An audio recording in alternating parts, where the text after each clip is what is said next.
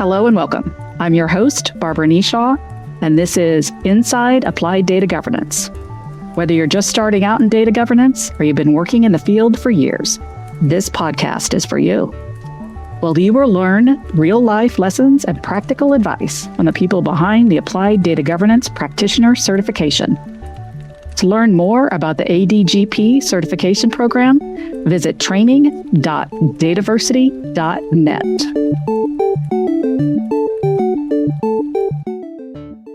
And today we're talking to John Ladley, one of the key contributors to the ADGP certification, about the importance of data governance for organizations. Let's jump right in. Hi, John, and welcome to the show. Hello, Barbara. How are you? Good to see you again and talk about data governance again. It is wonderful to talk about it. I'm so excited to hear all of your insights. But before we dive in, let's just talk a little bit about you and your background. So the first thing, just tell us about you and your role in data governance. Yeah, the role in data governance, I have been connected with the data corner of technology since the late 1980s, actually, and just kind of evolved along the way. Along the way, I got to a point in the mid-twos that the literature out there was abysmal. It was not useful. Some of the literature we had was harmful. So I started to roll up my sleeves and wade deeper into it, less of a practitioner, more of a educator, I guess, and a researcher.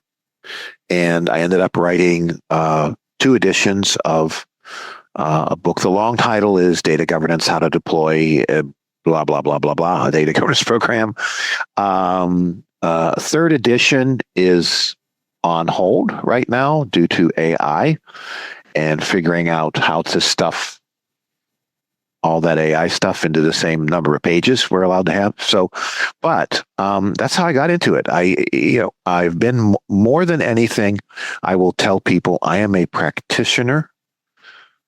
Everything I talk about is something I've done. In fact, I will not talk about something, or I will not relay a concept I've heard unless it's actually been tried in the field. And that's how I got here. Great. You have a wonderful background, and so wonderful to have it as part of our certification. Thank you. Speaking of that, how did you get involved? I was asked to be a reviewer of the initial conceptual versions of this, of the ADGP. You're right. We're going to have to just be careful saying that while we do this podcast. The ADGP, I enjoyed the review process, and it became apparent that given the, frankly, the dominance of my book, that a lot of the material was coming from the book, even from other people. And it was probably a good thing that I stay on board with the thing. So DATAVERSITY and we just kept rocking and rolling along with a handful of other brilliant people as well for this. And here we are. Yeah, well, we couldn't have done it without you. Definitely your insight and thank you. Core concepts from your book. Thank you very much. All right. Well, let's jump right on into the wisdom that you shared with us for the certification. We have a few questions here just about, what was included in the certification and within the body of knowledge. Sure. From your perspective, why is applied data governance important for data practitioners? Not just in theory, but also in practice. Yeah. And that sounds like an obvious question. It's the, I have a podcast too, and I do a lot of interviews, and there's always that set it up question, right? Why are we here? Well, but this is a powerful question. Okay. The key word here is applied data governance. The world of digital stuff, the digital sources, digital economies, digital organizations, data-driven organizations, you immediately lay out that data is important to the operation and success of any sort of organization. And the minute you do that, you have to have some sort of oversight or controls or standardization or guardrails or a host of other synonyms that we can marry up to data governance. In fact, I'm at the point where I de-emphasize the word data. It's just governance. And in practice, and again, the key here is why this is such a good question. In practice, no complicated organization, and our world is complicated now, does its complicated things, whether it's buying and selling or moving or serving or shipping or creating or serving or whatever, does that without some sort of controls, oversight, regulation, compliance, standards of behavior. You cannot be successful without it. Since Frederick Taylor was scratching his head about organizational theory, since the first steam engine started to drive the first pump in England in the 19th century, we have had to have oversight of complicated things, or else the wheels came off. With data, we've discovered in the last few years, and this is one of the reasons I wrote my books. It says it in the my preface before, at the beginning of the book, that I wrote it out of blind rage. And it's absolutely true. No one was saying anything that this was a business capability. All right. So in practice, this is something you have to do. If you're going to do all this wonderful stuff that we have oversold, vendors and consultants and authors and all this, and we all yell and hoot and holler and run around at conferences going, oh, metadata just is so wonderful and things like that. If we're going to have any of that stuff, it's got to be understood as mandatory, and that's why it's so important. You can't go without this. It's that simple. You have to do it. Yeah, that's a good way to sum it up. And really you answered some of it with the, right now, but why was it so important to have that in the ADG body of knowledge, especially when we look at business drivers, whenever we're thinking about it? Yeah, because, carrying forward the first question, you have to have it. Why do you have to have it? Because if you don't have it, the organization's success or chances of success will be compromised. Various resources of the organization will be placed at risk across all the meanings of that word risk. So you need to connect where the organization wants to go with what you want to do with the data. And candidly, and I still see it to this day, organizations will say, we went to the conference and we're doing analytics, or we're doing master data management, or we're doing AI now. And the guru says we need data governance. So, Henry, here, go down the hall and start doing data governance. Just, as a sidebar, Barbara, we've chatted obviously many times developing the ADGP, and I'm getting to a point in my life where I can look back and be the real crabby old guy on the porch. So I tend to be candid about this stuff. If you go into this with that, well, look, I know that data governance is metadata and data quality and all this, and I know the systems are lacking in that, which is probably true.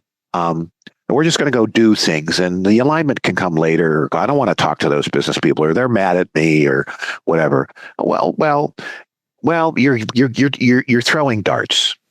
You might get lucky and do it right, but you are wasting resources. You are wasting money because your attention will not be where it's supposed to be. When I visit a program where someone has said, we've been trying this 3 times, it hasn't worked 3 times, I will go back and look at how they did it, and I will find 1, no alignment at all the first time. The second time we had a meeting. Then we ran out of the meeting because the business people were looking at us with dirty looks. And that's it. And I would go, look, no, you have to itch up your pants and do this. If you don't have it, you're missing all the valuable parts. You're doing, I'm trying not to be long-winded with this answer, so I'll sum it up this way. If you're missing the parts that are important and that the organization will notice. If you just do metadata, data quality, look, they're important. Not going to argue with that. But that's your baseline. That's your table stakes. That's your blocking and tackling. You hire someone to build a house, the assumption is they can saw a board and make a straight line. They can nail two pieces of wood together. They can run a wire and not burn the house down. That's table stakes. Data people hate to hear this. That's plumbing. That's your darn job. Don't come to me saying you're special with that. Come to me with, if I'm a CEO, come to me with something special. And that means you've got to understand what special is to me.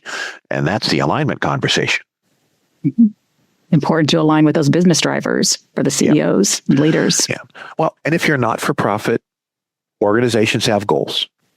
Organizations have policies. Organizations have guardrails. All of those are things that can shape how you do things, right? And they have to all be considered. And our next question just falls right into that is, what do organizations or practitioners or even leaders often misunderstand or underestimate about data governance? I'm going to divide that into two responses here. It's the practitioner and the leader. Okay. And let me go to the practitioner first, because that's the one that tends to surprise people.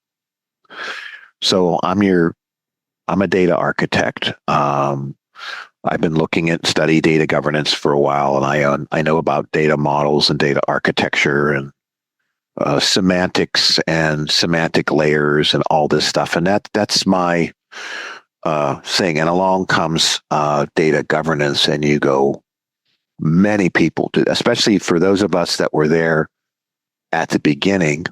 When I heard Gwen Thomas use the phrase governance, I won't say the year, it's hard to say it. I went, that's the word we've been waiting for. Now, my background is important to note here. My background is not technical. I have no formal academic training in computer science or anything. I was one of those people in the 1980s that was grabbed because I could spell IBM. And I was taught to code. I was taught to be a technical person. And I did it because someone whispered in my ear, no lie, on a phone call, John, you really need to take this job. I said, I don't want to do computer stuff. They're not going to catch on. That's a quote. I actually said that. And my friend laughed. And then she said, yeah, but I'm getting paid $18,000 a year to write code. Now, you have to set the time when I heard this. This was in the early 1980s. And at that point in time, at $18,000, that was a fine middle-class living. Times have changed. Yeah, and when I heard that, I said, "Oh, really? 18?" I said, "So, who do I call again?" But my background was accounting. I mean, I've written the CPA exam. All right, I know about control. I know about these things, and immediately, I in my whole career, I'm using this training of mine this way. But all the people that we deal with tend to go, a lot of people tend to go to computer science. They come in, it's a technical thing. They don't understand that the basics of this are not what you sell. Is metadata required? Of course. Is a data model useful? Of course. Do I need to grab the CEO and force them to accept the wonderfulness of the tools of my trade? No, they don't give a damn. All right? They don't give a damn. that is a huge misunderstanding. The misunderstanding is that what we do in the data profession has relevance in conversation to leadership. And it doesn't. What you need to understand is what we do with the tools of our trade. If I'm a carpenter and I'm moving into a new house, I don't care that my carpenter used a table saw or a radial arm saw or a circular saw. All I know is the house isn't going to blow down in the wind. And that's all I care about.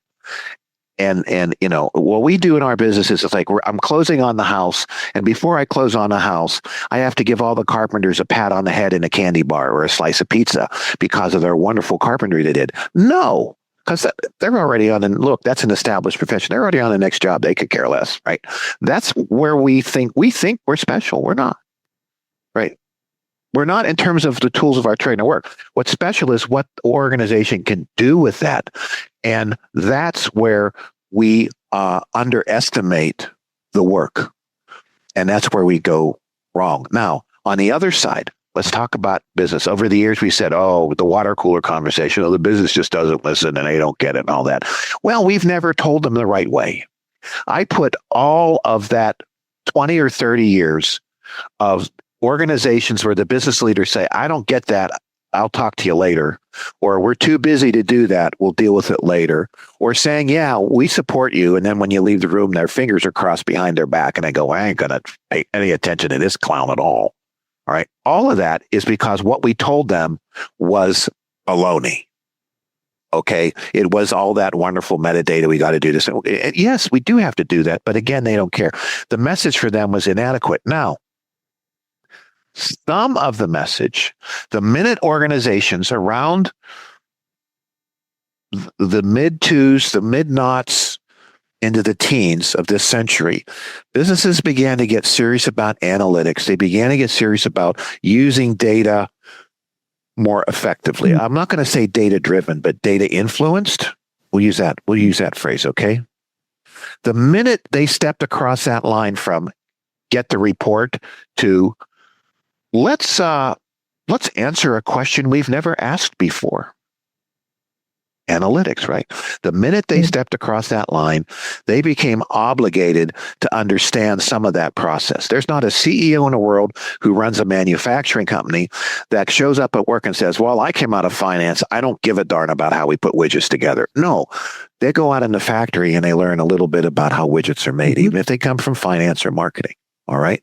The ones that don't are the ones that are the CEOs that end up overseeing the dissolution of a large company. And there are hundreds of examples in modern business practice that when a CEO comes in who's a pure numbers person and doesn't get the culture or the model, the organization dies within 10, 20 years. All right. We need to have leadership understand now that they go say, I got to be data driven. Now I want to use AI. Now they have to understand some things like we need a data supply chain and you need to have oversight of that data supply chain. And you need to back me up when I tell marketing they're messing up the data supply chain. And that's the part where leadership falls really short. They misunderstand. They underestimate that this governance of data. I don't even say data governance anymore, Barbara. I say governance of data. The governance of data is just as important as governance of your money or governance of your employees or governance of the parking lot passes, okay? Or governance of expense reports, okay? It's just as important as those, and you cannot ignore it, and you need to know what you're talking about. And once they embrace that, and we're seeing evidence now, in my last podcast, our guest Stan Christians from Calibra talked about they have CEOs and leadership teams going to classes now, learning fundamentals of data management. So wow. So that's where we have this big gap between the two sides. Please listen to me. Please listen to me. Oh, I don't have time for this. Oh, wait a minute. Maybe I have time for some of this now. Okay. And now, but then the other one, now it goes back into the practitioner side, which is, oh, great, you have time to listen to me. I can't communicate worth a damn. So we're working there. Mm-hmm. Bless all the people out there hard working right now. We're getting there, but it's been a long road. Has been, but it seems like the tide's shifting a little bit with the reliance on AI, and now people really need to understand especially the governance AI. of data that you're talking about. Another story to enhance this conversation, if I may. Mm-hmm. All right. Please. So AI pops up summer of 2024, right? We all get our ChatGPT subscription, remember? Yes, and we I all do. say, I would like a picture of my brother, but I want him to look like a Cocker Spaniel. That's how we all start to use AI, right? And of course, it's off to the races. But it doesn't take long to realize this is really important stuff. And I was like, wait a second, I'm 68 years old. I'm not going to learn anything about this. I'm going to just stay a data guy. I'm going to put AI in a separate track because I want to fade into the sunset without having to learn anything new. Well, it didn't take long for us to realize that AI is to our century as the steam engine was to the 19th century. It is transforming society. It's going to transform human beings. As a species, we're going to be different in 20 years because of AI. And when that light bulb came on, I went, rats. I have to learn something. I have to learn something about this. You talk about misunderstanding and underestimating. I underestimated the impact and the role of governance of data when it comes to AI. And now it's super important. And I've had to sit down and study here recently. Well, and it's constantly changing. So yeah, It's a moving target. Well, that leads us to the next question, which is, what does doing data governance well actually look like in an organization? Mm-hmm. Let's think about it from mid-stage, early, mid-stage maturity. Okay. Yeah. We're going to the person being interviewed writes down early, mid, and latter, okay? Because I think it's important to understand the latter to understand what the mid and the early should be. All right? Sounds good. So early on, and you'll see when I get to the latter why I'm saying what I'm saying for the early. Okay. What you have is engagement from leadership, not buy-in. Buy-in, if you're listening to this podcast and the boss has let you sit in your cubicle and listening to a podcast, you have buy-in because they've allocated time for you to do that. But that's not engagement, okay? You need leadership as part of the process. So you've got engagement early on, and everyone's finding their way together. You have a grasp of your culture early on. You're not changing your culture, but you are trying to figure out how to get something done within your culture. You are flexible, all right? Because what worked for someone else isn't going to work for you. I had a conversation this morning with a company that has to work very, very closely with master data management, with data quality problems, and big, serious ERP type things. And after some examination and cultural introspection and a few questions, we came up with the direction that we're not even going to use the words data governance. We found a tone and a pace that honored the culture. All right.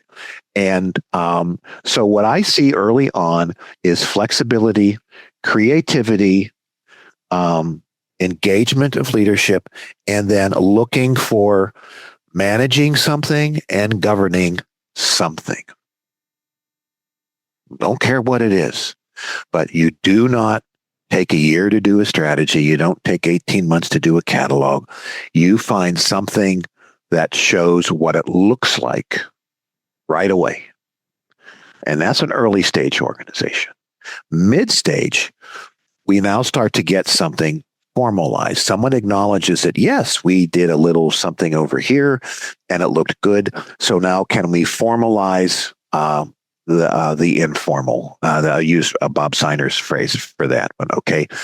And can we also appoint someone with some and this is where you start to mature, is there is some responsibility and some accountability for some components of your data architecture or your data supply chain. All right. And that puts you at mid stage. And then you start to measure things. All right. So you start to leave mid stage when you are actually invited to the table. You enter mid stage by inviting yourself to, say, a strategic meeting or a planning meeting and going to your sponsor and saying, hey, you need to put me in that meeting and you need to spend some political capital to do it. And they plunk you in the corner of the room and you just sit there and listen. That's entering mid stage. Leaving mid stage is you are asked to the meetings, and app dev teams and leadership teams start to think about data proactively. So the first half of the cycle is reactive, the last half is proactive, right? Mm-hmm. Well, the middle stages are proactive. Then the last stage we'll get to in a second. But now you're proactive and you're in the room and you establish relevance as a capability. All right. Now the latter stage, you disappear. There is no invite the data governance person to the room because everyone has been working with it enough that everybody is pretty much self-governed. All right. Someone will say, well, what about the data quality project? Well, no, we do data quality every day. Well, what about the stewards? No, everybody's a data steward.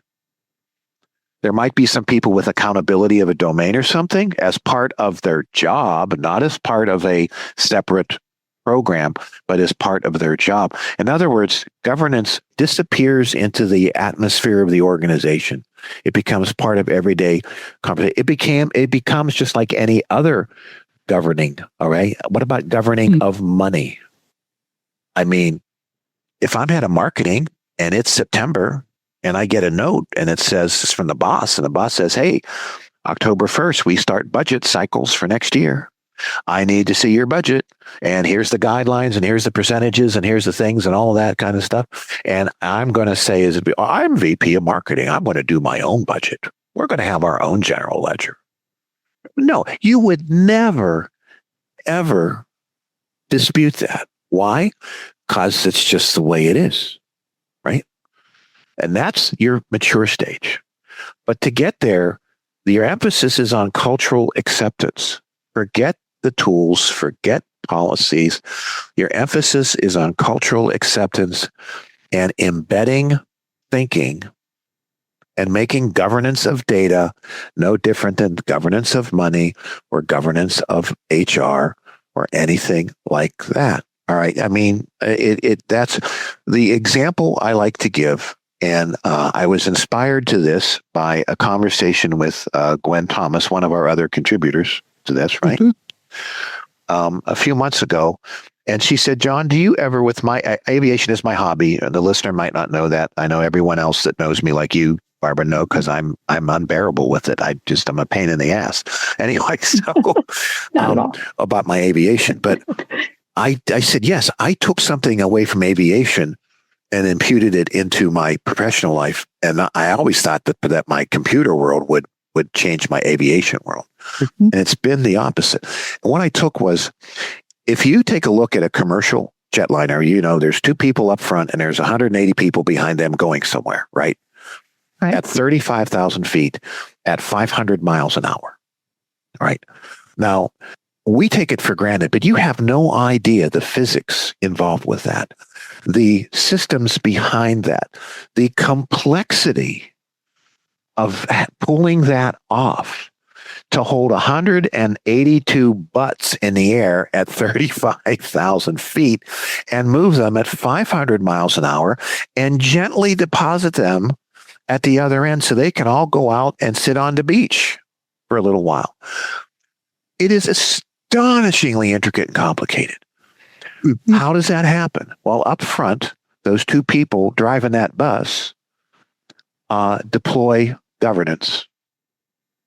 That's their whole job, is to adhere to predetermined standards of communication, standard protocols of behavior, standardized checklists, data standards, numerical standards, standard metrics, standard units of measure, all there. And if any of that breaks down, those 182 people are at risk for making it to the beach. All right.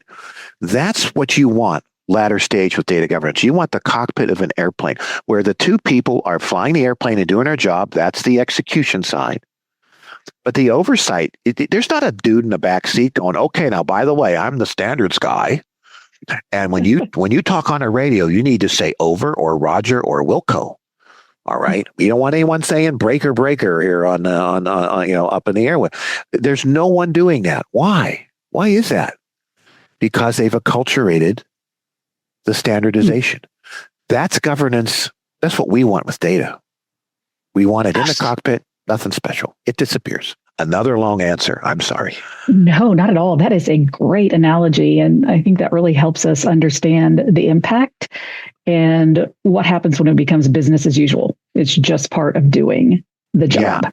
Yeah. If you've got, I don't have any kids at home anymore. I don't know if you do or not. None of my No, they're gone. They're gone. There we go. So, but if I had someone saying, I'm getting ready to graduate college, Dad, I think I'm going to go for a career in data governance, I'd go, hell no, sell insurance because the field's maturing. What I used to do, the exciting Wild West, where that's hopefully going to go away shortly, right? Mm-hmm. Right. And besides that, AI is going to change everything anyway. So yeah, I mean, it's boring. It's boring. No excitement at all. No excitement at all. Yeah. I was mentoring somebody a few weeks ago, and I called and said, John, I'm a data architect, and I'm really thinking about a career in data governance. I'm thinking of leaving this architecture and being in governance. And I said, why in the hell would you want to do that? Was my first question. And they went, well, because of the adventure, the excitement, the drama. I'm like, no, then you don't know really where this is supposed to end up, do you? Right. So anyway. Entry-level analysts to executive data leaders, DATAVERSITY delivers the most comprehensive training in the industry, led by experts who are actually doing the work. Upskill with on-demand courses, earn exclusive certifications, and join a global community of data pros committed to driving real change at dataversity.net. Well, that's a perfect segue for the next question, because it's what piece of advice would you give to someone responsible for the governance of data? I'm going to take your terminology. Yeah. Because I like it. I would be, the piece of advice is you are tasked with embedding a new capability. I don't even call it a program anymore. Mm-hmm. And here's why. Program was a great word for about 10 years for us because it differentiated us from project, right? So I know in your career before DATAVERSITY, you were in a big corporation and you had to work on a data governance program, right? Yes. And you had to explain to people, this is a program, not a project. And we need a program, not a project. And we did that again. And you know what? There's nothing wrong that we did that. But to me, that was an intermediate stage now. Okay. Now, what you're done is you're responsible for taking that program and making it disappear. All right. Getting the word program out of it and making it a permanent capability, right? So, yes. And organizations do this all the time. People are surprised. If you were doing business in the United States and you were a corporate executive in the 1950s, you were confronted with a radical change in organization charts because some experts decided to tell you that you needed a department to manage human resources. People don't realize that before the mid-1950s, middle managers took care of their own people, just like middle managers take care of their departmental databases now. Okay. And Interesting. when you read, Wall Street Journal, all that, it was like, oh, we don't need that. No, that's overkill. We don't need the overhead and all that. And then compliance drove it. Oh, we've heard that before, right? So this stuff happens all the time. So if you're going to be responsible for this, you need to take it upon yourself to do something like putting HR into place, or maybe putting accounting. Accounting standards have existed for a very, very long time. Double entry accounting has existed for, I don't know, since the pyramids or something like that. You need to make all this stuff not special. You need to just see that it's executed. It always serves itself. It always serves its thing. It's not special. You're not setting it aside. You're not setting up fireworks every time someone loads a data element into a catalog or anything like that. You just need to just make it normally part and get rid of the program label and have it as an embedded capability. That's your job. That's your job. Very good advice. Again, leading to the next question perfectly. What typically triggers organizations to finally take governance seriously? Well, we had a long talk of that at a conference I was in Ireland last week at the Data Leader Summit in Wexford. Mm-hmm. Lovely event, by the way. I encourage everyone to look into it next year. If you like going to Ireland, you do have to jump in an airplane across the ocean. Okay. Anyway, but we were talking about what triggers people. And of course, the joke was, I don't get, doctor's been telling me to lose weight for 20 years. Then I had a heart attack. Now look at me. I'm Schwarzenegger. All right. So I had a heart attack. Organizations are careless with their inventory control or financial controls. And then someone embezzles $1 million. And all of a sudden, there are the controls, right? There is this tendency for human beings to not embrace something until we're not going to embrace the fire extinguisher until we smell smoke, and it's our trousers that are on fire. Human beings tend to be motivated by what we would call last-minute reactive triggers. In other words, I never had to learn how to swim. Oh, crikey, the boat's sinking, right? True. Now, but good organizations start to look ahead a little bit and say things like, I use the example of the automobile industry a lot in my talks, because after World War II, the United States went back to making cars the way they made cars. And this guy named J. Edwards Deming, I believe it's J, said, American cars are terrible, but I have this really great way to build a better car. And it's called quality management, and you look at the whole process and you break the process down and blah, blah, blah, blah, blah. And American Automobile, they laughed at him and said, we're number one in the world. We don't need this. They went to Japan. And Japan, of course, they had no industry. They were starting from scratch. So they said, why not? Oh, this guy's laid it all out. At least we don't have to figure out how to copy how the Americans do cars. This guy's laid it out for us. And over the next 20 years, all of a sudden, one Toyota, two Toyota, three Toyota, all of a sudden, in between all the Ford Galaxies and GTOs and the high school parking lot is this little crappy yellow Honda thing going, where did they get that color? But it's there. And all of a sudden, it's like, and then all of a sudden, boom. And then the U.S. Automobile said, oh, it's a fad. Well, we all know in the mid 80s or so, the American automobile industry collapsed. And they didn't embrace better manufacturing process until they had to get bailed out by the government. So it was the same thing. Their pants were on fire. They had to learn what a fire extinguisher was. Japan didn't do that. They took back and they said, we can either do it the way they're doing it, or we can try something different. And they had an open-minded creative. And that's why I talk early on. I look for open-mindedness and creativity in this. Tony Mazzarella, now Dr. Tony Mazzarella, is an executive at a large insurance company. He wasn't a contributor to our work, but he's just done tremendous research as part of his PhD. And he talks about organizations that are successful with this are really light on their feet and very creative. So what triggers an organization to take it seriously is A, the normal way, which is, do you smell smoke? That's part A. Number 2 is, how could we do this better, differently, that fits our culture, fits our direction, fits our alignment? See where that comes from, folks? That's why you have to have it. And maybe it's not what everyone else is doing, or maybe it's not exactly what the talking head is saying. But that's really it.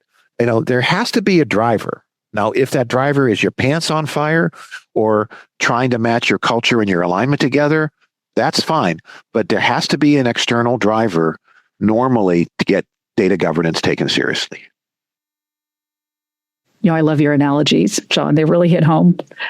And it'd be so nice if companies chose option B instead of option A. But unfortunately, the doctor's been telling me diet and exercise for the last 30 years. And every time the doctor says it, I go, which one? Mm-hmm. And he says, right. No, both. I'm like, whoa, you're asking way too much. You're like, please, no, not both of them. I'll go for a walk, but when I'm done with my walk, I've earned myself a Klondike bar. I'm sorry, doctor. That's all there is to it. Well, Klondike bars are good, so. Well, yeah, we're talking Klondike bars, really. I mean, well, I think we're having fun. Yeah, we're having a really good time. I hope our listeners are too. Sure they are, because they're learning a lot. I think this one's really important because, in my previous world, I did this a lot as well. It's very challenging.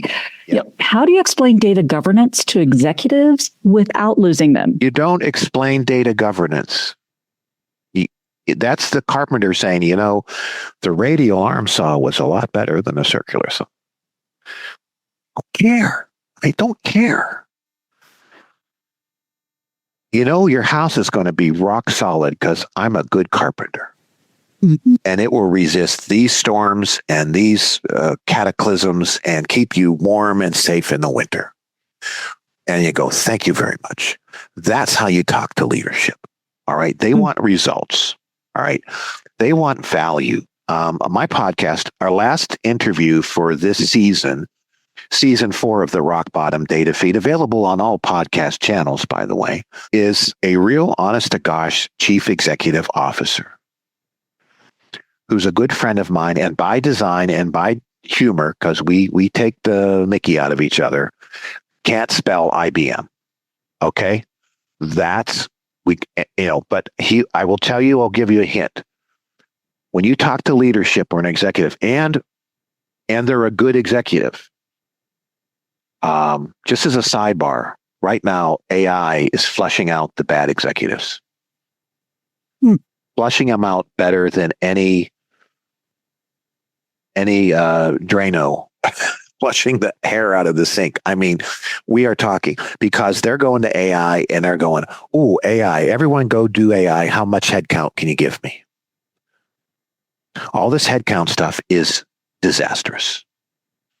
And I was talking to my CEO friend who will be on the Rock Bottom Data Feed, available at all podcast channels here in a month or so. And that is, a good CEO doesn't look at the headcount. A good CEO looks at value. How are you going to create value? Now, if lowering headcount to be more efficient will create value by a lower price to the client or a higher margin for the stockholders, great. But just chopping heads to give you a quarterly bump, no way. All right. So a good CEO wants value, and that's how you talk to executives. Okay. So it's the elevator speech. I'll ask people to do, and I'll do a talk. What's your elevator speech after my class? And they go, oh, well, and I say, I'll be the CEO. And I say, so there, Sally, I hear you're on this data governance thing. Could you tell me about that? Oh, well, yeah, we're going to do a data catalog, and then we'll be able to get agreement on all things that people get their reports really, really quick. And at that point, the CEO is going to put up the hand and say, keep doing your job, Sally. But Sally hasn't sold anything to that CEO. Sally hasn't increased any engagement in any way, shape, or form. But if Sally says, well, governing data is going to make it a lot easier for this organization to achieve its value targets for shareholders and lower our risk in doing that. that CEO is going to hit the stop button on the elevator and want to hear more. That So true. Do not say metadata. Do not say star schema. Do not say data catalog. I just don't know. That's that story I've already told 3 times. That's like the carpenter saying, "Aren't I special?" No. Did you nail the boards together straight? That's all I need to know from you. Okay. So you don't want to lose them. You have to talk their language. The water cooler conversations where they just need to take time to understand us. No, here, and I used to be one of those persons around the water cooler. Mm-hmm. You probably have been too, right? Oh yes. Yes. Those idiots. What the heck? I mean, mm-hmm. And we're all standing around the water cooler like Homer Simpson going, "Oh, all right." So here's the reality of an organization that wants to get things done. Everyone has their job, right? Mm-hmm. And the job of that leader, that executive, is to herd all the cats in one direction, and that's increase value. Razor sharp focus, nothing else but that. And if you can talk to that, fine. If you can't, you're part of the delegatees and the delegators, and I don't have time for you. Because just go do your job. I'm not saying it's bad. I just don't have time for you. All right. Right. It's all static. I don't need it. Truly, they don't need it. And that is the reality of the world. And data people, you need to understand, they're not going to listen to your data speak. You need to go learn to communicate with leadership, period. And that means don't give them a 20-page deck when you have 10 minutes for them. Give them a 1-page deck and say everything you want to say on 1 page. And if you say to me, "I can't do that," I tell you, well, I'm going to go find someone else who can. But you're off the team. Or go figure out a way to do it in 1 page. That's where we are now. Yep. Have to speak in their language. Or don't their talk. Pain points, Yep. or don't talk. Mm-hmm. Yep. That's wonderful. What happens when governance is treated as a technology initiative instead of a business one? Short answer, you fail. Next question. No. Okay, so what are the mechanics of that failure? Well, one, let's go back to all these questions about communicating with leadership and what do we say? We've been touching on that again and again, right? You are not speaking the right language. You are not orienting yourself to speaking the right language. You are subverting a major business capability that is supporting society changing initiatives like AI and analytics, and you're subverting that to overhead things like taking out the trash, all right, and reloading the coffee machine. And you immediately put yourself in the place where you don't want to be, which is no one's going to listen to you. Here's why first of all, they don't, remember, I've already said this, they don't need to know about a catalog. I tell people, don't even put catalog as a separate line item in your budget request. Just put it in there. It's a tool of your trade. All right. Just, no one needs to know about that. But that can't be your sole purpose for existence. All right. Now you're going to say, well, but they won't listen to me. All right. I had that last week. Some said, I've tried everything in the book. They won't listen to me. I said, then pretend they are listening to you and do it as a business initiative anyway.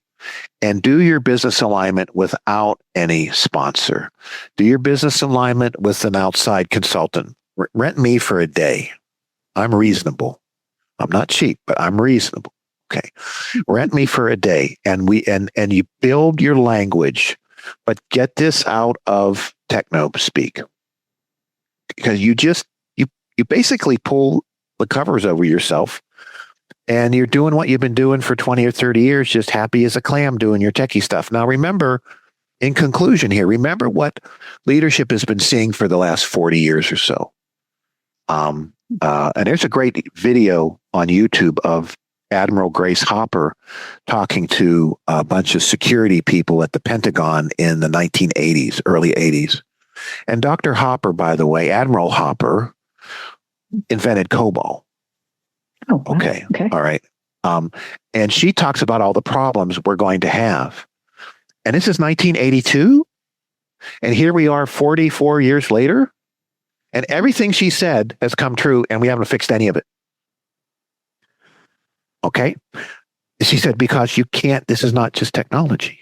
We've got to get people pulled in. The other thing is, in the ensuing 40 some years, we've tried to do lots of techie stuff. You know that. You worked in a big company, a couple of big companies doing this stuff. How successful are we with our corporate IT projects? What's the success rate? Not very.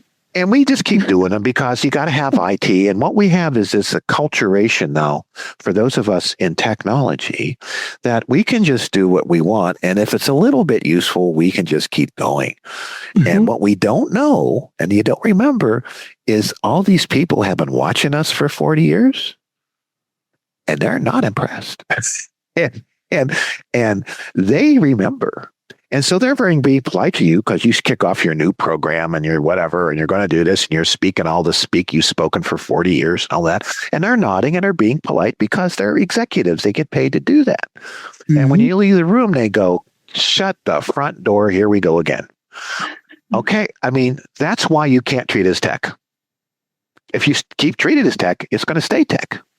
And nobody cares about tech. They want techs to fix everything. So that then we can do it. Right. Just fix it and then we'll do it. And that's it. It took us 50 years to get in this mess, but you go buy some tech to fix it all in a year. Exactly. Right. Yeah. Yeah. Not going to happen. Thank you so much, John. This has been great. I have thoroughly enjoyed it. And I'm sure our listeners have too. Barbara, it's been a pleasure. I really am glad to add to the body of knowledge for the ADGP.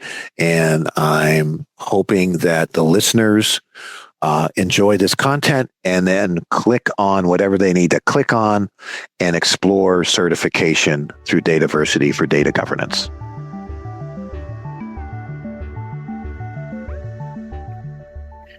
For our listeners, if you'd like to learn more about the ADGP certification program and the Applied Data Governance body of knowledge, visit training.dataversity.net. Until next time, I'm Barbara Nishaw, and this has been Inside Applied Data Governance.